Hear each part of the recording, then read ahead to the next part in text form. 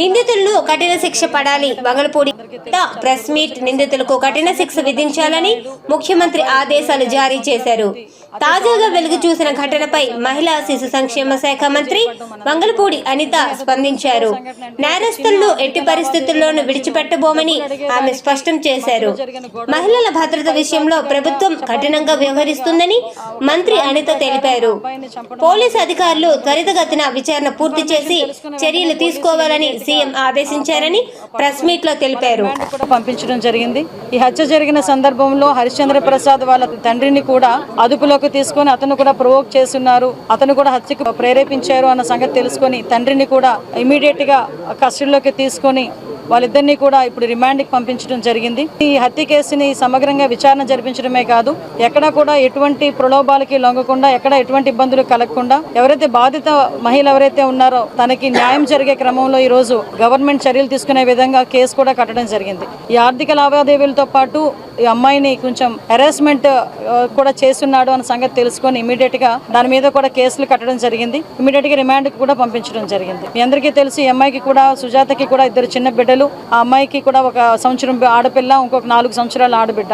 అయితే ఈ హత్య జరిగేటప్పుడు లక్ష్మీనాయుడుతో పాటు వాళ్ళ తమ్ముళ్ళైన పవన్, అదేవిధంగా పినతండ్రి కొడుకైన భార్గవ్, వీళ్ళిద్దరూ కూడా తనతో పాటు ఆ బండి మీద ఉండటం కూడా మనందరికీ తెలుసు. వాళ్ళిద్దరు కూడా ఈ రోజు ఇంజూరీస్ అయ్యి వాళ్ళందరూ గాయపడి ఈ రోజు గుంటూరు హాస్పిటల్లో ఈ రోజు అక్కడ ఉండటం కూడా జరిగింది. అయితే మనందరికీ తెలియాల్సిన విషయం ఏంటంటే, ఈ రోజు గవర్నమెంట్ కూడా కంపల్సరిగా ఈ బాధిత మహిళకి, మన సుజాతకి కంపల్సరిగా న్యాయం జరగాలి, అదేవిధంగా వాళ్ళ తల్లిదండ్రులు కూడా న్యాయం జరగాలనే దృక్పథంతో ఈ రోజు మేమందరం పాటు పనిచేస్తున్నాం.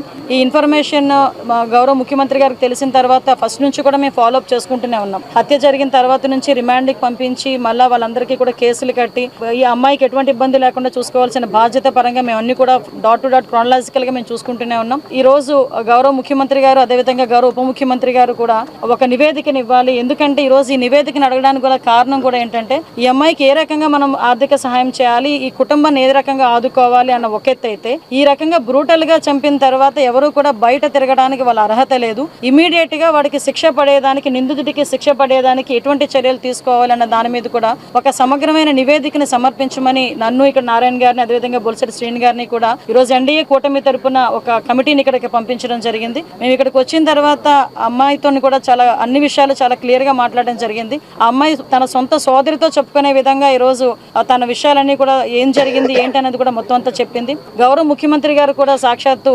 అమ్మాయితోని మాట్లాడడం జరిగింది, తనకి భరోసా ఇవ్వటం జరిగింది. అమ్మాయిని అన్ని విధాల కుటుంబ పరంగా, అదేవిధంగా అన్ని విధాల అమ్మాయిని ఆదుకుంటామని చెప్పి అమ్మాయికి భరోసా ఇవ్వడం జరిగింది. ఈ అమ్మాయి ఒకటే కోరుకుంటుంది, ఈ రోజు నన్ను ఇబ్బంది పెట్టి ఈ రోజు నా బిడ్డలకి తండ్రి లేని బిడ్డలను చేశారు, నాకు అన్యాయం జరిగింది, వాడికి ఎట్టి పరిస్థితుల్లోని శిక్ష పడాలి, ఎట్టి పరిస్థితులు బయటికి రాకూడదు, నాకులాగా ఏ అమ్మాయికి కూడా జరగకూడదు అని నన్ను దండం పెట్టి అడిగిందాం. నిజంగా చేయాల్సిన బాధ్యత కూడా మా అందరి మీద కూడా ఉంది ఈ రోజు. ఎందుకంటే ఎలా పడితే అలా ఇష్టానుసారంగా మేము చెప్పిందే వేదం, మేము ఎలా చెప్తే అలా జరుగుతుంది అనుకునే రకంగా ఉండి, ఎలా పడితే అలాగ అమ్మాయిలు ఇబ్బందులు పెట్టే పరిస్థితి వచ్చి ఇలా చంపుకునే పరిస్థితులు వస్తే డెఫినెట్ గా గవర్నమెంట్ చూస్తూ ఊరుకునే పరిస్థితి లేదు. డెఫినెట్ గా దీని మీద మార్నింగ్ కూడా మేము మాట్లాడినప్పుడు కూడా గౌరవ ముఖ్యమంత్రి గారు రిమాండ్ లో ఉన్న అతను బెయిల్ మీద బయటికి రాకుండానే శిక్ష పడే పరిస్థితి రావాలి, దానికి తగ్గట్టుగా న్యాయ నిపుణులతో సంప్రదించండి, వీలైతే ఒక స్పెషల్ కోర్టు కూడా ఏర్పాటు చేసి ఆ నిందితుడికి శిక్ష పడేటట్టు చేయాలి అని చెప్పి గౌరవ ముఖ్యమంత్రి గారు కూడా ఆదేశాలు జారీ చేయడం జరిగింది.